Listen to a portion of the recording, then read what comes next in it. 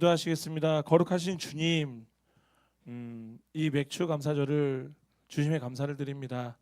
주님께서 오늘 또 이날 주의 백성들에게 하실 말씀이 분명히 있을 거라 믿습니다. 주님, 이 입술을 통하여서 말씀을 전할 때 주님, 세상에서 이야기하고 있는 그런 쓸데없는 소리 하지 않는 입술 되게 하시고, 귀 듣는 귀 또한 주님 함께하여 주셔서 오직 하나님의 말씀, 내가 듣고 싶어하는 말씀이 아닌 하나님이 하는 말씀만 듣게 하여 주시옵소서. 이 예배가 그렇게 주님께 합당한 예배가 되길 원합니다. 주님, 이 예배를 주관하여 주시옵소서. 온전히 주님께 모든 것을 맡깁니다. 예수님의 이름으로 기도드립니다. 아멘. 임마누엘. 먼저 주님의 몸된 교회를 또 이른 아침서부터 보이는 곳 보이지 않는 곳에서 힘써주신 많은 우리 지체분들께 다시 한번 교회를 대표하여 감사의 말씀을 드립니다. 감사합니다.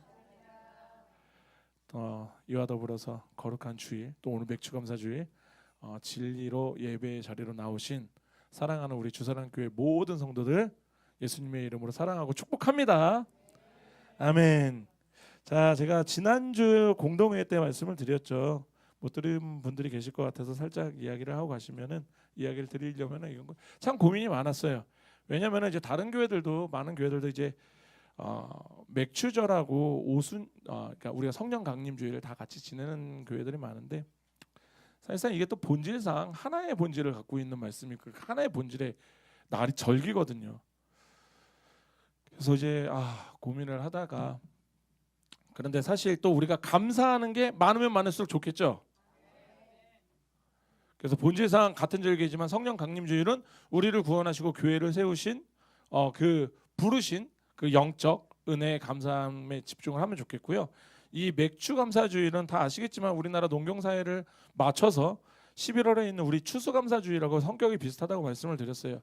그래서 맥주절 자체가 보리맥의 가을추를 사용하여서 우리가 지금 1월부터 6월까지 그 상반기 그냥 추수감사주일이다라고 생각하시면 될 것 같아요. 그렇게 우리가 지난 6개월 동안 우리의 가정을, 일터를, 우리를 돌보신 하나님의 그 일상의 은혜를 감사드리고 또 결산하면서 또 그렇게 하나님께 감사와 영광을 올려드리길 바랍니다. 아멘. 감사는 많으면 많을수록 좋아요. 아멘. 자, 그렇게 오늘 본문 출애굽기 23장 16절, 하나님이 이스라엘 백성에게 이렇게 명령하십니다. 맥추절을 지키라. 이는 내가 수고하여 밭에 뿌린 것에 첫 열매를 거둠이라. 아멘. 먼저 지난 시간에도 제가 조금 전에도 이제 말씀드렸지만, 맥추절이라는 단어 자체가 사실은 우리나라만 사용하고 있는 단어예요. 예, 이건 우리나라만 왜냐면 이거 원어 그대로 직역하면 뭐냐면은 수확절기 또는 수확절이에요, 그냥. 근데 본래 이스라엘 백성들이 왜냐면은 본래에는 이스라엘 백성들 밀을 추수했었어요. 밀. 그런데 우리나라로 복음이 들어오면서 믿음의 선조들이 딱 봤더니만 우리나라는 그때 당시 들어왔더니만 이제 보릿고개. 그죠? 보릿고개. 제가 또 보릿고개 세대는 아니지만 어쨌든 그 보릿고개가 있었고, 그래서 이제 그 보리를 수확하던 시기가 맞물려서, 그래서 아까도 말씀드린 보리 맥자에 가을 추자를 써서 우리가 그것을 수확하는 날. 그래서 근데 이게 한국식으로 이름이 바뀌었다고 해서 가장 먼저 거둔 첫 수확을 생명의 주관자이신 하나님께 올려드린다라는 이 본질은, 은혜는 그냥 동일한 거예요. 아멘. 자, 그렇게 이제 우리가 보면은 농사를 짓는 농부에게 첫 수확의 기쁨은 어떨까요? 이루 말할 수 없을 것 같아요. 제가 상추를 한 보따리를 땄을 때도 야, 이게 어찌나 기쁜지, 야, 이제 드디어 우리 권사님들 내가 드디어 이제 우리 권사님들한테 맛있는 거 드릴 수 있어 하면서 막 그렇게, 그러니까 지금 막 땀 흘리고 막 씨 뿌리고, 씨는 안 뿌렸지만 모종을 심었지만 또 새벽같이 나가서 물도 주고 풀도 뽑고, 비바람 오면은 또 거기 가서 보고 있고, 또 혹시나 이게 제가 요즘 너무 힘이 없어요. 왜냐하면은 여름 상추를 제가 140개를 심었는데 140포기 심었는데 하루하루 죽어가는 게 보여. 말라 죽어가고 있어. 그래갖고 너무 마음이 아파. 그런데 어쨌든 이런 거예요. 그렇게 텃밭 농사를 짓고 있는 저도 그 수확이, 제가 저희 집에 오이 2개를 따고 얼마나 기쁘게 갔는지. 이 오이 뭐라고, 이거 내가 키운 거라고. 그런데 이제 보통 이런 거예요. 이스라엘 백성, 이때 당시에 이스라엘 백성들에게 농사는 뭐냐면은 사실은 이들이 농사를 굉장히 잘 지어서 이윤을 남기는 그런 게 아니었어요. 업으로 삼는 게 아니라 이들에게는 뭐였다? 먹고 사는 문제였다라는 거예요. 즉 뭐다? 이윤의 문제가 아니라 생존 그 자체였다라는 거. 그렇다면 이제 우리가 이 지금 이 첫 수확의 기쁨이 이들에게는 정말로 어마어마한 큰 기쁨이겠죠. 그렇지 않나요? 왜? 당장 이 수확을 통해서 얼마가 될지는 모르지만 내 식구가 일단 쫄쫄이 굶는 일은 없어. 그죠? 자, 그런데 지금 하나님께서 이 생존과 직결된 이 수확물을 창고에 드리는 잔치를 벌이기 앞서서 먼저 얘기하시는 게 뭐냐면 그 첫 열매를 나에게 갖고 와라고 얘기를 하시는 거예요. 근데 이제 제가 여기에서 한 가지 이제 본격적으로 나누기 전에 반드시 하나 짚고 넘어가야 될 거, 가장 경계해야 될 거, 우리 그리스도인들이 기독교 안에 들어와 있는 좀 잘못된 것 중에 하나가 또 있는데 이건 제가 기억나는 거에서 말씀을 드리는 거예요. 그러니까 많은 그리스도인들이 이 첫 열매의 규례를 이용을 이제 알고 어떻게 하냐면은 그러면 내가 첫 월급을 받았을 때 하나님께 온전히 다 드리면은 하나님이 거기에 또 감동을 하셔서 그 다음 달에는 그 다다음 달에는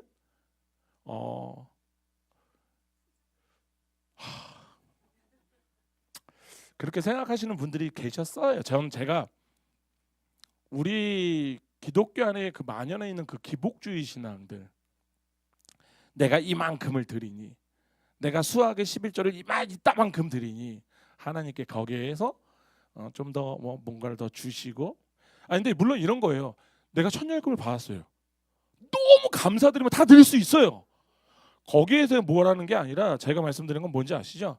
내가 이것을 확실하게 드리면 하나님이 감동하셔서. 근데 이런 거는 전혀 성경적인 게 아니에요. 이거 쉽게 말씀드리면 그냥 거래적 신앙이에요. 거래적 신앙. 사실 하나님은 우리들이 헌금을 안 드려도요 아무런 지장 없으세요. 아니 여기에 있는 우리나라가 전 세계에 있는 모든 금을 모아서 하나님께 드려도요 하나님은 그게 있어도 그만 없어도 그만인 분이세요. 그런데 하나님께서 이렇게 드렸더니 너무 기뻐서 갑자기 하나님께 그 다음 달에 뻥튀기를 튀겨주셨다, 더 많은 걸 주셨다, 이런 하나님을 믿을 거면 다른 종교를 가시는 게 맞아요. 다른 종교를 가시는 게. 그리고 사실 이 기복신앙의 자체가 가장 원초적인 게 바로 무속신앙이에요. 무속신앙은 진짜 신과의 거래예요. 잡신과의 거래를 이야기하는 거예요. 그러니까 내가 뭔가를 드려서 제발 하나님을 감동시키려 하지 마세요. 내가 뭔가를 드려서 하나님께 감동을 시킬 수 있는 건 딱 그거예요. 그 전제가 없어야 돼요. 하나님 제가 드립니다. 당장 내일 굶어 죽더라도 이게 하나님 거에서 드립니다. 해야 돼요. 하나님 드립니다. 내일 뻥튀기 시켜주십시오.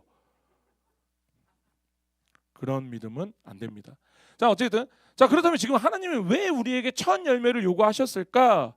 오늘 이제 우리가 이제 나눌 문제가 바로 이 문제인 거예요. 그래서 우리가 오늘 이거 원어적 의미를 좀 같이 보면서 좀 세 가지 정도로 나눠보려고 합니다. 자, 첫 번째는 이거예요. 이 의미는 시간적 순서를 이야기하는 게 아니에요. 뭐냐면은 가장 좋은 것을 구별하여 헌신을 하다라는 뜻이에요. 그래서 우리가 이 구약 성경에서 이 첫 열매의 뜻을 보면요, 히브리어 원어를 보면은 하나님의 의도가 그냥 그대로 보여요. 그래서 우리가 첫 열매를 보시면 우리가 맥추절에 지키라 이는 내가 수고하여 밭에 뿌린 것에 첫 열매를 거둠이라. 여기서 이 첫 열매라는 뜻이 히브리어 원어로 원형을 보면은 비쿠림이라는 단어인데, 많은 사람들이 이 단어를 보고 시간상 제일 먼저 거둔, 왜 첫 열매라고 하니까 그럼 우리가 첫 열매, 첫 월급, 첫 수확 이렇게 얘기가 되잖아요. 그죠? 그렇게 해서 이제 시간적인 의미로 이해를 하시는 분들이 많아요. 그런데 지금 성경이 이야기하는 이 첫 열매는 단순히 시간의 의미만을 이야기하는 게 아니에요. 사실은 이 비쿠립이란 단어는 질적으로는 가장 훌륭한 것, 가장 좋은 것이라는 뜻을 갖고 있어요. 이게 제가 개인적으로 추측하거나 해석하는 게 아니라 성경이 그렇게 얘기를 하고 있어요. 민수기 18장을 가볼게요. 민수기 18장 12절을 보시면요. 민수기 18장 12절입니다. 다 찾으셨나요? 우리 한 목소리로 봉독하시겠습니다. 그들이 여호와께 드리는 첫 소산 곧 제일 좋은 기름과 제일 좋은 포도주와 곡식을 내게 주었은즉. 아멘. 지금 뭐라고 하세요? 첫 소산. 그런데 이것이 어떤 것이다? 제일 좋은 기름, 제일 좋은 포도주, 두 번을 강조해요. 근데 여기서 이 제일 좋은이라는 히브리어 원어가 또 뭐냐면은 헬레브라는 거예요. 근데 이 뜻은 사실은 팻을 얘기해요. 그러니까 팻. 기름. 물론 요즘에 제가 배에 기름이 많아요. 어쨌든 이 기름을 뜻하는 거예요. 그래서 지금 이 이스라엘 백성들이 관용적인 표현으로 뭐냐면은 언제나 최상품은 가장 기름지고 윤기 흐르는 최고의 것으로 사용을 해야 된다는 거예요. 그러니까 지금 하나님은 백성들이 드려야 될 첫 열매가 어떤 상태여야 되냐고 콕 집어서 얘기하시죠. 그냥 대충 베어서 낸 게 아니라 헬레브보다 가장 기름지고 윤기 흐르고 최고의 것을 드려야 된다 이야기를 하고 있는 거예요. 근데 이뿐만이 아니라 출애굽기 다시 23장 우리 본문 말씀으로 다시 한번 가볼게요. 출애굽기 23장 본문 말씀 본 16절에 첫 열매를 거둠이라 말씀을 하나님이요 불과 3절 뒤에 19장에서 아주 구체적인 지침을 주세요.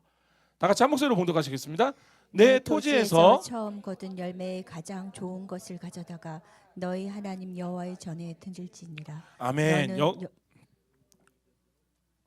젖으로 삼지 말지니라. 아멘. 자, 이 구절에서 히브리어 원어가 레시트 비코레라는 뜻인데 해석하면 뭐냐면 첫 열매 중에서도 가장 훌륭하고 으뜸되는 것을 드리라는 거예요. 자, 그럼 이제 우리 하나 상상을 해봐야 돼요. 농부가 이제 밭에 나갔어요. 첫 열매를 수확하러. 그럼 첫 열매를 걸 때 모습을 우리가 상상하면은 보통 이제 낫을 들고 첫 열매다 하면은 그냥 야 이만큼 잘라. 오늘 첫 열매로 드려야 돼. 이런 그림이겠어요 지금?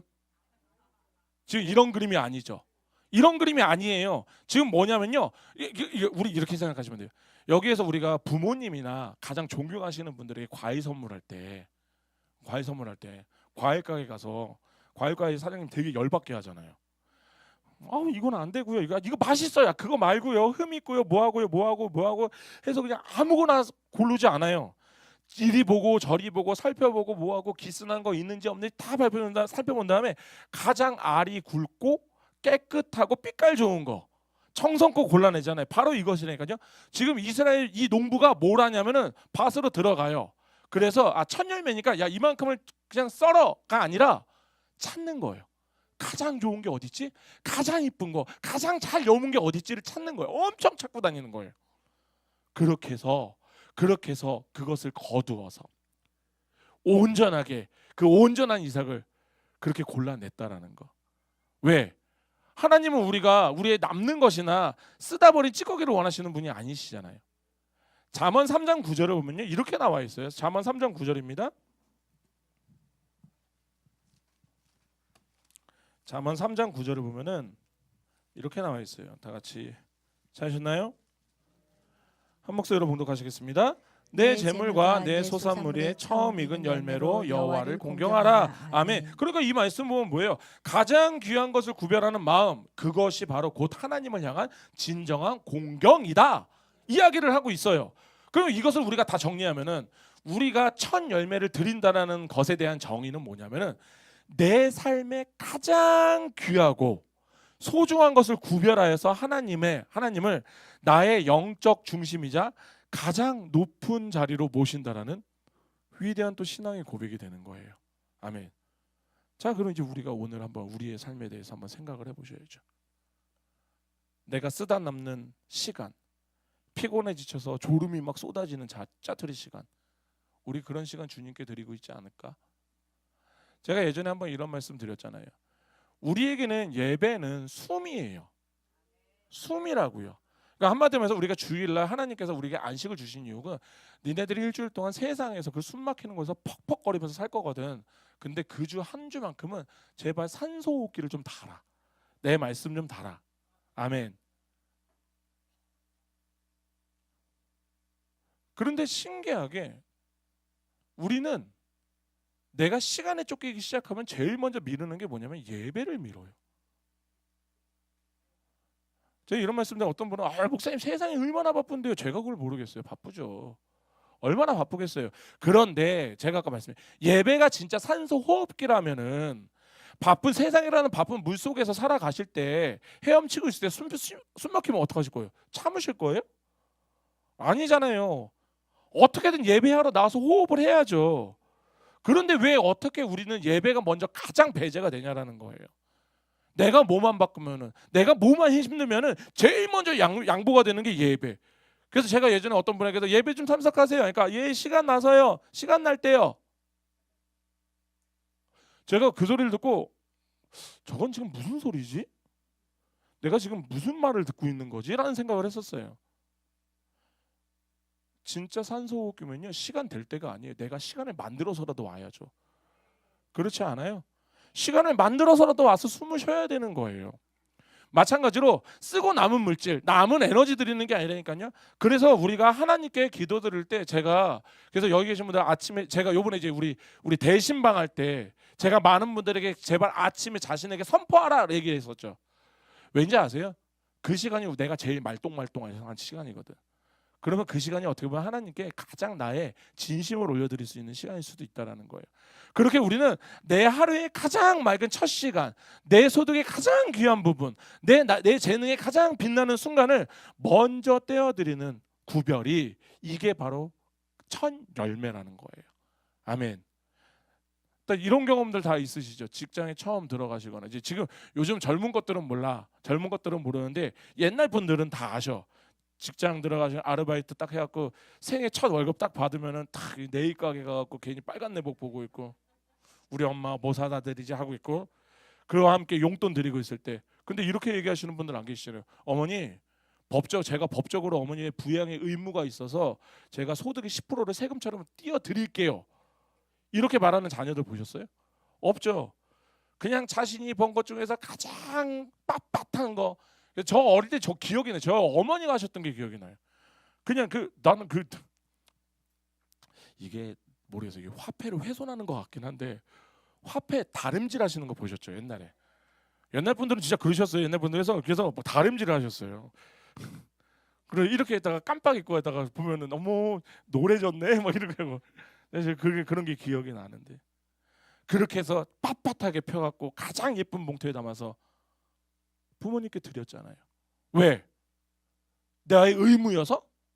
아니잖아요. 나를 낳아주시고 길러주신 그 부모님에 대한 은혜, 그 사랑, 그 공경 때문에. 마찬가지니까요. 하나님께 이 가장 좋은 거, 이 비크림을 하나님이 요구하시는 이유는요, 내가 너희들에게 율법적인 세금을 걷겠다라는 게 아니라고요. 비슷한 예로 또 뭐가 있을까요? 우리 11조 있잖아요. 11조 여기 계신 우리 성도님들 드리는 11조 있잖아요. 그거 갖고 교회 잘 먹고 잘 살라고 드리는 거 아니에요. 목사 월급 주라고, 강도사들 월급 주라고 드는 거 아니라고요. 이 11조는 이 천열매하고 거의 같은 거예요. 세상을 향해서 위대한 영적 선포를 하고 있는 거예요. 뭔지 아세요? 세상에서 물질은 뭐예요? 우리들의 주인이잖아요. 세상은 물질이 주인이라니까요. 그런데 우리에게는 주어가 달라요. 우리는 주님이 주인이세요. 그러니까 우리는 물질에 휘둘리는 자들이 아니에요. 그러니까 주님이 주신 이 물질을 주님께 구별하여 드립니다. 이게 11조라고요. 그러니까 나는 세상에 대해서 나는 하나님 거야. 나는 하나님 거야. 난 그래서 니들이 생각하는 그런 물질랑 흔들리지 않아. 내 주인이 누군지 알아? 이 선포라니까요. 그렇게 나에게 생명을 주시니 내 소유 다 달라 하셔도 마땅히 다 드릴 수 있는데, 그런데 하나님이 또 이런 하나님이 어디 계셔? 그거 다 아셔. 근데 우리가 이 땅에서 먹고 살 거 필요할 게 알까요? 모를까요? 그래서 그 중에 10분의 1만 갖고 오라는 거예요. 그것만 드려도 네가 전부 갖고 온 거라 드릴게. 이 이야기는 다른 편으로 가면 너희들이 얼마나 물질에서 약한지를 알아야 돼. 그런데 그 10분의 1이라도 갖고 오니. 근데 이게 그렇게 보면 이게 무슨 율법의 짐이에요. 너무나도 감사한 은혜죠. 특권이죠. 아멘. 그러니까 우리가 11조에 대해서 주님, 제가 우리 교회에서 11조를 가장 많이 드리는 자가 되게 하여 주시옵소서. 10의 9는 내가 더 먹고, 그런 얘기 하지 마시고, 더 이상 얘기 안 하겠습니다. 자, 둘째는 이겁니다. 이윤의 일부를 드리는 게 아니에요. 이 첫 열매를 드린다는 것은 나의 생존과 생명을 주님께 맡기는 위대한 황복과도 같은 거예요. 제가 간혹 이런 말씀 드렸어요. 우리가 성경을 읽을 때는 항상 그 시대적 배경을 봐야 된다. 왜냐하면은 제가 시작에도 언급을 잠깐 했지만 지금 고대 이스라엘 백성들이 농사는 지금 우리나라에서 농사 짓는 것처럼 시장에 내다 팔아서 금전적 이윤을 남기기 위한 상업적 농업이 아니죠. 그죠? 사실 그만한 기술도 없어요. 이분들은. 이 말은 뭐냐면 그들의 농사는요 철저히 나와 내 가족이 굶어 죽지 않는 거예요. 자급자족 생존 농업이라고 해요. 그러니까 즉 이게 뭐냐면 이 가족의 생존이 걸려 있는 이 처절한 농사 속에서 하나님은 밭에서 거둔 가장 좋은 첫 열매를 구별하여서 바치라라고 명령을 하세요. 그런데 우리가 여기서 하나 알아야 되는 것은 이거는 사실 굉장히 무섭고도 두려운, 무거운 믿음의 요구라는 거예요. 왜 그러냐면은 지금 이 첫 열매를 베어낼 때는 아직까지 그 많은 땅에 곡식들이 많이 남아 있잖아요. 그렇지 않아요? 그런데 문제는 뭐냐면 내일 일은 난 몰라요. 모레 일도 모르고 그 모레도 몰라요. 그러니까 오죽해서 뭐 한 치 앞도 모두 몰라. 다 한다면 재미없지. 이게 누구 노래인 것 같았었는데 어찌됐든 그러니까 우리는 한 치 앞도 몰라요. 그러니까 뭐냐면 당장 내일 갑자기 내가 오늘 이 열매를 베어서 이 열매를 베울 때 얼마나 신중하겠어요. 그렇지 않아요? 나의 가장 좋은 거를 베야 되잖아. 그러면 온 밭을 다 다니게 할 거 아니에요. 그렇게 해서 골라서 하나님께 드렸어요. 그런데 만약에 야 이제 다 드렸으니까 내일서부터 우리 취소하자. 내일 만약에 폭풍이 오면 어떡할 건데요? 내일 만약에 메뚜기 때 못 보셨죠? 메뚜기 때. 저도 뭐 정확하게 본 적은 없는데 제가 한 가지 확실한 거는 제가 메뚜기 떼를 보면서 와 이게 진짜 무섭겠고 뭐 출애굽 때 재앙 때 엄청 났겠구나 생각하는 게 제가 이제 케냐에서 있을 때 마사이족 마을에 갔는데 메뚜기가 이만해요. 진짜 거짓말이 아니고 메뚜기 이만해. 그래갖고 저하고 그때 당시에 이제 선교사님들께서 하고 이런 게 때로 달려들면 나도 잡아먹겠다라는 생각을 했었어요. 그 정도로. 그런데 그때 당시에 내가 오늘 이렇게 했어. 근데 메뚜기 떼를 보시면 아시겠지만 그게 정말로 그냥 하루하루마다 다르거든요. 그러니까 뭐냐면은 아무도 모르는 거야. 내일 일은 모르기 때문에. 그럼 내가 오늘 당장 그러니까 우리의 목적은 당장 내가 빨리 조금이라도 더 추수를 해서 우리 가족 우리 창고에다 빨리 재면놔야 돼. 그죠? 그지 않아요? 아니에요? 내일은 어떻게든 되겠지. 하나님께서 알아서 하시겠지. 이런 믿음도 참 좋아. 그런데 그런 믿음이 아니라 그러니까 굉장히 불확실성 속에 있는 거예요. 그러니까 근데 그리고 더 나아가서 사실 그렇잖아요. 요즘 저도 이제 저 아이를 키우다 보니까 가장 좋은 거 내 새끼 먹이고 싶잖아요. 그렇지 않아요? 그러니까 이런 거예요. 그런 가장 생명줄과도 같은 첫 양식을요 하나님께 먼저 올려드리는 것. 그것도 제일 좋은 것으로. 그러니까 따라서 지금 이스라엘 백성들이 첫 열매를 바친다라는 것은 뭐다? 결코 내 삶이 풍족해서 쓰고 남는 잉여물을 드리는 행위가 아니라는 거예요. 사실 오늘 예배하는 우리 주사랑교회 성도님들 중에서도 제가 알아요. 지금 재정적으로 너무나도 팍팍하고 숨이 막히는 현실 속에서도 어떻게든 주님께 더 드릴 수 있는 것을 어떻게든 먼저 떼어서 구별하여 드리고 계시는 분들이 저 있는 것도 알아요. 저는 진짜 하나님께서 이 삶의 무게를 다 아실 거라 저는 믿어요.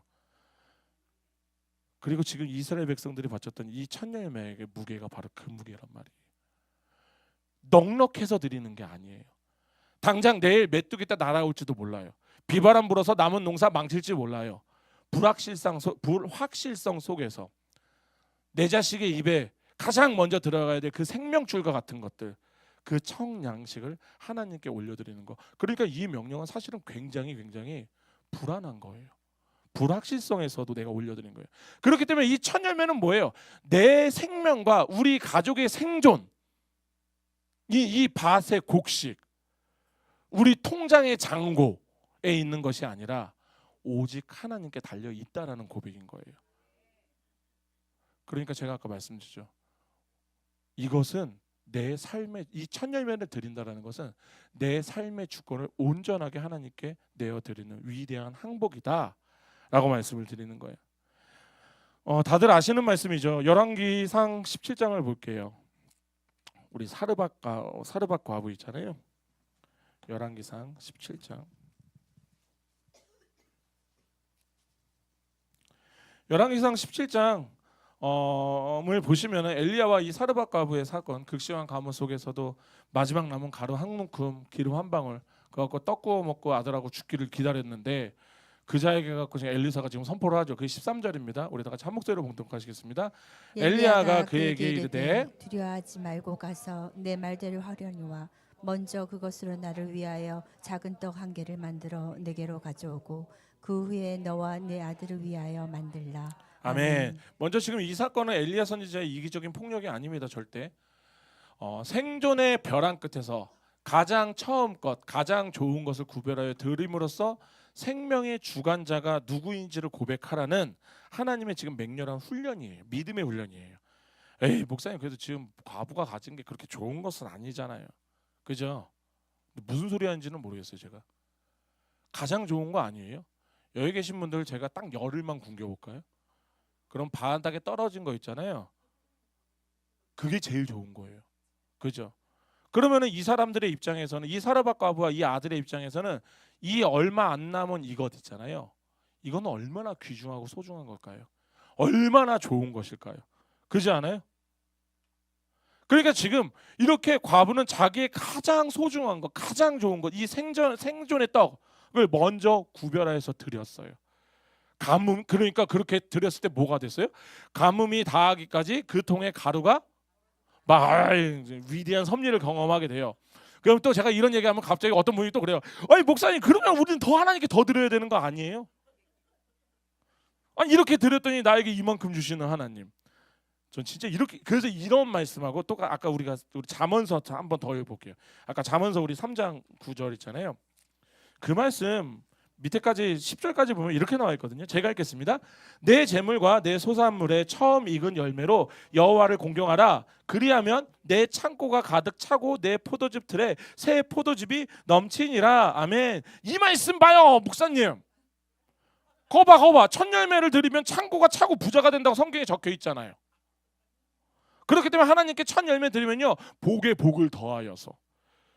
그놈의 나가서도 복을 받고 들어와도 복을 받고 자빠져도 복을 받고 누워 있어도 복을 받고 뭔 놈의 복을 그렇게 받고 싶은지 이렇게 해석하시는 분들이 간간히 계신단 말이에요. 그런데 지금 이 말씀은 그런 말씀이 아니에요. 이 말씀은 뭐냐면요, 이 약속은 우리의 통장의 숫자가 늘어난다는 그런 세속적인 얘기가 아니에요. 언약의 백성으로요, 내 삶의 주권을 주님께 온전히 드리잖아요. 그냥 아까도 말씀드렸죠. 이때 농사는 뭐였어요? 처절한 생존 투쟁이었다니까요. 이때 농사 망치면 끝이에요. 우리 가족이 다 죽을 수 있어요. 굶어 죽을 수 있어요. 그런데 그것을 넘겨준다라는 것은 뭐예요? 나의 생명을 드리는 것과도 같다라는 거예요. 그렇게 우리가 했을 때 우리 우주 만물을 창조 주신 하나님이 친히 우리의 피난처가 되어주시고 공급자가 되어주셔서 우리의 영혼과 삶의 끝까지 책임져 주시겠다는 이 놀라운 언약적 돌보심의 선포이지, 이걸 가지고 그냥 내 창고를 그렇게 왜 채우려고 하는지 모르겠어요. 아니 저는 그렇다고 해서 그럼 우리 그리스도인은 그냥 찢어, 그 어떤 분이 그런 얘기하시네요. 그 똥구멍이 찢어지게 가난해야 되냐고. 저는 그렇게 생각하지 않아요. 그 똥구멍이 찢어지게 가난하다는 이야기는 아세요? 들어보셨죠? 그거 왠지는 아세요? 그 가난한 시절에 먹을 게 너무 없어서 그 나무 껍데기 같은 거 벗겨 먹다가 그게 섬유질이 소화가 안 되잖아요. 소화가 안 되는 게 나오면 어떻게 돼? 아프겠죠. 피나겠죠. 그래서 똥구멍이 찢어지게 가난하다는 그 소리예요. 모르셨던 분 계시는 것 같은데. 근데 나는 내가 나는 내가 보릿고개를 지내본 사람은 아닌데 이런 걸 왜 하는지 모르겠어요. 어쨌든 자, 그럼 이제 사르밧 과부 뭐예요? 사르밧 과부가 야 엘리야 이 양반에게 내가 그래도 이 떡을 해주면 어떤 복이 올까 생각하고 줬을까요? 아니겠죠. 당장 우리 12절만 보더라도요. 이렇게 나와 있어요. 그가 이르되 당신의 하나님 여호와께서 살아 계심을 두고 내가 맹세한다. 내가 맹세할게요. 나 진짜 나는 떡이 없고 다만 통에 가루 한 움큼과 병에 기름 조금뿐이라. 내가 나뭇가지 둘을 주어다가 나뭇가지도 많이도 아니요. 2개면 돼. 둘을 주어다가 나와 내 아들을 위하여 음식을 만들어 먹고 그 후에 뭐다? 죽으리라. 아멘. 그러니까 지금 이 여인의 상태가 뭐예요? 죽음을 앞둔 절망의 상태였다고요. 그러면 이 한 움큼 남은 이 밀가루는 이 사람의 뭘까요? 생명이죠, 생명. 우리가 십자가 앞에서 뭐 했어요? 우리의 생명 드렸죠. 나를 부인했잖아요. 내 삶을 부인했잖아요. 그렇게 우리 예수 그리스도 믿기로 했잖아요. 아멘. 지금 이 여인도 마찬가지라니까요. 이 여인도요. 그 생명을 내놓았다는 것은요. 무엇을 얻기 위한 얄팍한 계산이 아니라 이제 저는 아무것도 할 수 없습니다. 아멘. 그렇게 자신의 모든 것을 내려놓고 완전히 뭐했다? 항복하였다. 그런데 재미난 거 알려드릴까요? 이것조차도요. 이 여인의 결단이 아니에요. 사실은. 이게 먼저 뭐냐면 하나님의 선택이 먼저 있었다라는 거예요. 누가복음 4장으로 가볼게요.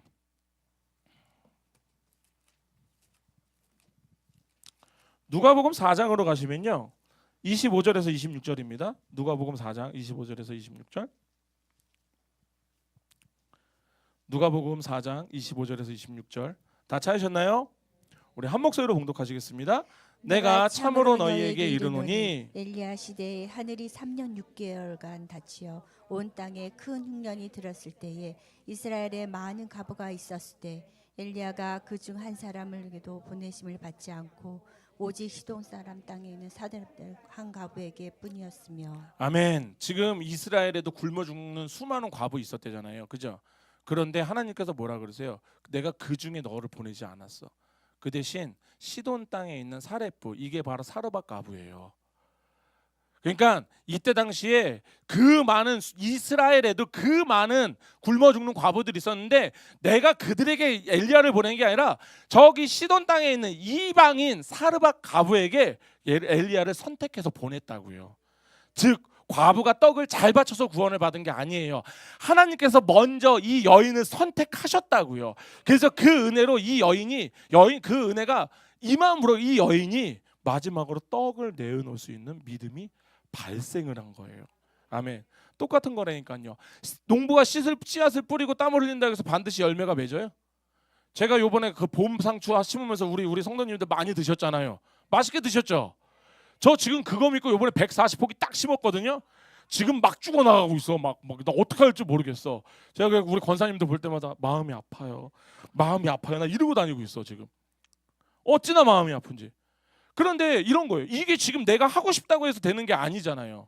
하늘에서 때에 따라서 이른 비 주고 늦은 비 내려주시고 따스한 햇빛 주고 따스한 햇빛만 주셔야 되는데 하나님이 지금 왜 그렇게 쨍쨍대는 햇빛을 주고 내 상추는 말라 죽는지. 어쨌든 적당한 바람 주시지 않으면 이 인간의 모든 수고는 뭐가 된다? 헛되가 된다. 헛것이 된다는 거예요. 그러니까 따라서 첫 열매를 바치는 농부의 마음은 이것일 거예요. 하나님, 제가 밭을 갈고 수고합니다.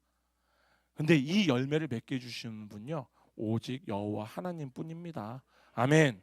그리고 이 첫 열매가 하나님의 것인 것처럼 앞으로도 거두게 될 모든 것들 다 주님의 것입니다. 내 생명도, 내 가정도, 내 일터도 모두 다 주님의 것입니다. 아멘. 근데 이거를 또 다른 방향으로 볼까요? 그러면은 이렇게 첫 열매를 온전히 드린 성도가 만약에 하반기에 흉년이나 경제적 위기가 찾아오면 이 사람은 어떨 것 같아요? 이 사람은 어떨까요? 절망할까요? 아니요, 절망 안 해요. 왠지 아세요? 내 창고의 주인이 이미 내가 아니에요. 내 생명의 주인이 이미 내가 아니라고요. 하나님이시라고요. 그러면은 우리는 거기에서 그럼에도 불구하고 나와 합력하여 선을 이루시는 하나님을 기대하게 돼 있어요. 아멘. 이게 바로 첫 열매가 가진 주권의 신학이라는 거예요. 세 번째는 구속의 완성입니다. 성령 안에서 우리 안에서 첫 열매가 되셨습니다. 아멘. 아멘. 이게 바로 신약의 성령 강림 사건이잖아요. 오순절. 아까 말씀드린 대로 구약의 맥추절 77절 있잖아요. 신약의 오순절과 같은 날이라니까요. 그런데 하나님께서 이스라엘 백성들의 육신의 곡식을 거두는 감사하는 그 맥추절에 왜 성령을 보내었을까요? 왜? 이제 그때부터 나는 이제 영적인 추수하겠다고. 생각을 해보세요. 맥추절이 오순절로 바뀔 때 무엇이 탄생을 했어요? 교회가 섰어요. 그때 교회가 섰다고요. 그 이야기는 이제 하나님께서 잃어버린 영혼들을 거두시는 영적 대추수가 시작되었다라는 거예요. 아멘.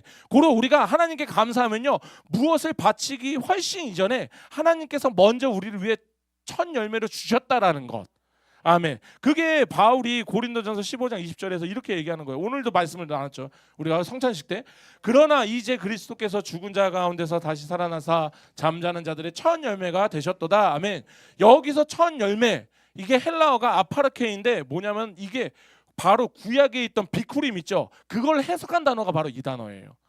그러니까 즉 뭐냐, 예수 그리스도의 그 십자가에서 우리의 죄를 대속하시고 부활하심으로써 생명의 뭐가 되셨다? 첫 열매가 되셨다. 그렇게 구약의 첫 열매가 나중에 전체의 추수를 대표하듯이 예수님의 그 첫 부활이 우리에게 첫 열매가 되셨다는 건 뭐예요? 예수님을 믿고 그분과 연합한 우리가 모두 다 역시 부활의 영광을 입을 거라는 거예요. 그렇게 하나님께 추수당할 거라는 거예요. 그래서 창고에 들어갈 거예요. 어느 창고? 천국이라는 창고에. 여기에 완벽한 보증이 되신다라는 거예요. 아멘. 그래서 야고보 장로는 이렇게까지 선포합니다. 야고보서 1장 18절입니다. 야고보서 1장 18절. 우리 다 같이 한 목소리로 봉독하시겠습니다. 그가 피조물 중에 우리로 한 첫 열매가 되게 하시려고 자기의 뜻을 따라 진리의 말씀으로 우리를 낳으셨느니라. 아멘. 이게 바로 복음이라는 거예요. 타락하여서 죽어 마땅한 찌꺼기 같은 우리들을요, 하나님께서 성령을 보내주시고 십자가의 은혜로 씻어주셔서 새롭게 창조된 우주에서 가장 훌륭한 첫 열매, 우리를 비쿠림으로 삼아주셨다. 아멘. 고로 우리는 나의 행위와 공로로 구원을 받는 것이 아니라 전적으로 하나님의 은혜, 저항할 수 없는 성령의 역사, 그렇게 맺어진 하나님의 열매라는 거예요. 그러니까 이 말을 보면은 우리가 이 맥추 감사절이나 성령 강림주의를 지키면서 감사해야 되는 근본적인 이유는요, 내 손에 주어진 재물이나 성공 때문이 아니라고요. 나 같은 죄인 살리시고 성령 주시고 천국의 첫 열매로 삼아주신 그 헤아릴 수도 없는 그 구원의 은혜 때문에 우리는 엎드려서 뭐 할 수밖에 없다? 찬양할 수밖에 없다라는 거예요. 아멘. 이제 말씀을 정리하겠습니다. 제가 너무나도 사랑하는 우리 주산한교회 우리 성도 여러분, 오늘 우리가 드리는 이 맥추 감사주일 예배는요, 단순히 5월달에 있었던 성령 강림주일 뭐 이런 것들, 그저 그냥 1년에 한 번 절기 헌금 내려고 지나는 종교적 행사 그런 게 아니라고요. 우리가 오늘 꼭 나눈 세 가지를 꼭 기억하셔야 돼요. 첫째가 뭐였죠? 찌꺼기가 아니라 내 삶의 가장 좋은 것, 비쿠림을 구별하여서 하나님을 공경하세요.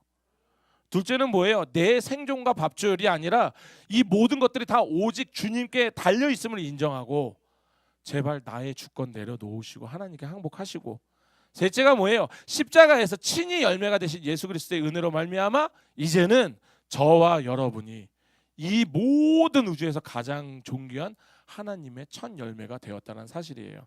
아멘. 그러면 우리가 이 엄청난 복음의 은혜로 은혜에 빚진 자가 우리가 남은 7, 8, 9, 10, 11, 12 6개월 동안 또 우리 어떻게 살아가야 될까요? 첫 번째는 이거예요. 내 삶의 가장 귀한 시간을 제발 예배의 첫 열매로 드리세요. 제가 아까 예배는 뭐라 그랬어요? 산소호흡기라고 말씀드렸죠. 숨을 쉬어야 사는데 바쁘다고 숨을 미루는 사람이 어딨냐라는 거예요.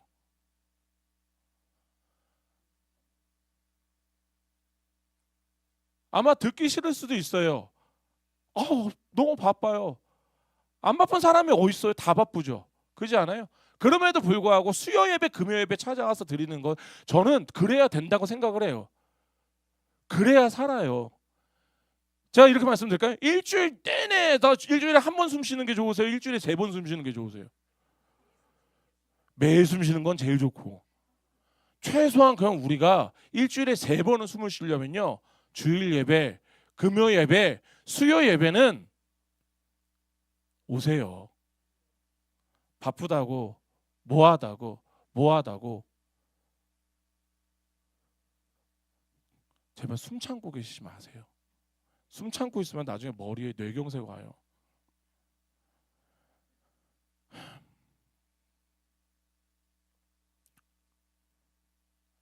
내 시간의 주인이 누구세요? 하나님이세요. 가장 강력한 그 첫 열매의 고백이 바로 예배라는 거예요. 아멘. 둘째는 이겁니다. 제발 통장 잔고 좀 보지 마세요. 공급자이신 하나님을 신뢰하세요. 아마 지금도 재정적으로 어려움과 삶의 팍팍함 때문에 눈물 흘리시는 우리 많은 성도님들 계시는 거 알고 있어요. 지금 근데 엘리앗 앞에 있는 이 사르밧 과부처럼 내일은 보이지 않는 이 불확실성 속에서도, 그런데 제발 절망하지 마시고, 첫 열매를 구별하여서 드린다는 것은요, 내 생존의 주권을 내 능력이나 통장의 잔고에 있지 않고 온전히 창조주 주님께 있다고 선포를 하는 거예요. 아멘. 제가 그래서 예전에 이런 말씀 드렸잖아요. 우리는 내일을 사는 사람들이 아니잖아요, 사실. 만약에 여기 계신 분들 내일 예수님 오시면 어떡하실 것 같아요? 일단은 깜짝 놀라겠죠. 그리고 내일 오시면 안 될 것 같은데 막 하고. 우리가 오늘 하루를 굉장히 주님 앞에서 열심히 살아야 되는 이유가 바로 이거예요. 주님 언제 오실지 몰라요.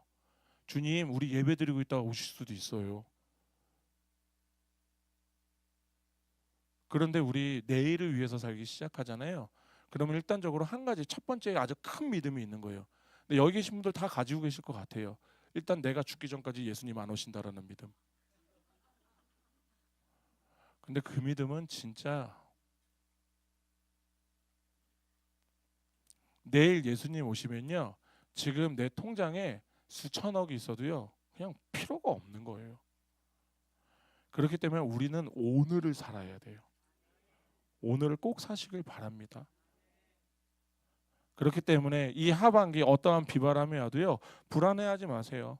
제가 이런 기도 드린 적이 있어요. 주님 너무 힘들어요. 주님 죽을 것 같아요. 그런데 그때 이제 옛날에 어떤 사람이 농담해서 냅둬요. 내 새끼 죽나 지 새끼 죽지? 그래. 내 새끼 죽는 거 아니죠. 하나님 새끼 죽지. 내가 죽나. 그냥 하나님이 알아서 하시겠지. 하나님께 맡기자. 뭘 걱정을 해. 저희 집사람이 저한테 그러거든요. 당신은 100일을 굶어도 안 죽을 것 같아.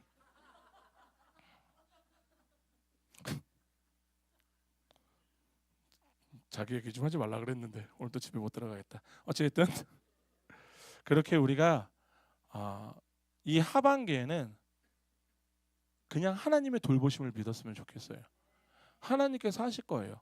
모자른 거 채우실 거고요. 모르죠? 더 가져가실 수도 있어요. 그런데 아까 말씀드렸죠. 그 상황에서 우리는 절망을 하는 자가 아니에요. 하나님 감사합니다를 외치는 자. 아멘. 그 언약의 돌보심을 굳게 믿으시기 바랍니다. 그리고 마지막에는 셋째입니다. 셋째로는 이겁니다. 세상 속에서 제발 가장 좋은 그리스도의 첫 열매로 살아가라는 거예요. 우리는 십자가의 피와 성령의 은혜로 맺어진 가장 훌륭한 하나님의 첫 열매예요. 아멘. 그렇다면 우리의 일터에서, 가정에서, 사람과의 관계 속에서 세상의 방식대로 살아가면 안 되겠죠. 누군가를 미워하고 시기하고 세상의 이익만을 쫓는 그런 찌꺼기 같은 삶을 버리세요. 아멘은 하지만 사실은 좀 잘은 안 되고, 아직까지도 직장 안에서 미운 사람 있고, 심지어는 교회 안에서도 누구 보기만 하면 이렇게 되는 사람 있고. 그런데 이때 우리가 봐야 되는 건 뭐다? 내 자신 보지 마시고요, 하나님 보세요. 내 자신 봐봐야 맨날 내 꼬라지예요. 근데 하나님 보시면요, 와, 이런 나를 구원하신 하나님. 아멘. 그 구원을 보시면은, 맛보신 분은요, 그 사람이 측은하게 보일 거라고요. 아멘. 이 말씀 맺겠습니다. 사랑하는 우리 주사랑교회 성도 여러분, 나의 모든 것은 다 하나님의 것입니다. 나를 구원하시고 하나님의 첫 열매로 삼아 주심에 감사를 드렸으면 좋겠습니다. 아멘. 그렇게 우리가 조건 없는 은혜로 우리를 부르신 하나님의 크신 사랑과 능력이 남은 하반기 우리 성도님들의 모든 삶의 자리에서, 가정에서, 일터에서 충만하게 임하시기를 예수님의 이름으로 간절히 축원합니다. 기도하시겠습니다. 우리 함께 기도했으면 좋겠어요. 우리의 그 첫 열매 담긴 이 하나님의 위대한 은혜의 섭리를 오늘 함께 나눴습니다. 우리는 지금 하나님께 찌꺼기가 아닌 가장 좋은 것을 구별하여 드리는 헌신, 내 생존이 주님께 달려있음을 고백하는 주권의 항복, 그리고 십자가로 우리를 영적 첫 열매 삼아주신 그 은혜를 기억하는 자들 되었으면 합니다. 그렇게 이 시간 우리의 삶의 주인이 오직 하나님이시고 고백하고 말씀대로 살아가기를 다짐하며 우리 다 같이 주님 3번 부르시고 기도하시겠습니다. 살아계신 하나님 아버지, 오늘 선포된 이 진리의 말씀이 우리의 마음에 깊이 새겨지게 하여 주시옵소서. 나의 소유와 생명이 주인이 내가 아니라 오직 주님이심을 고백합니다. 가장 좋은 것을 구별하여 드리는 헌신과 생존의 이 두려움을 넘어선 온전한 주권의 항복이 우리 주사랑교회 모든 성도들의 심령 위에 일어나게 하여 주시옵소서. 그렇게 우리를 십자가의 피로 씻으사 거룩한 영적 첫 열매로 삼아 주셨사오니 세상으로 나아가는 성도들의 발걸음마다 성령께서 동행하여 주셔서 썩어가는 세상 속에서 생명의 복음을 증명해내는 온전한 그리스도의 열매 되게 하여 주시옵소서. 주님께 모든 것을 맡깁니다. 예수님의 이름으로 기도드립니다. 아멘.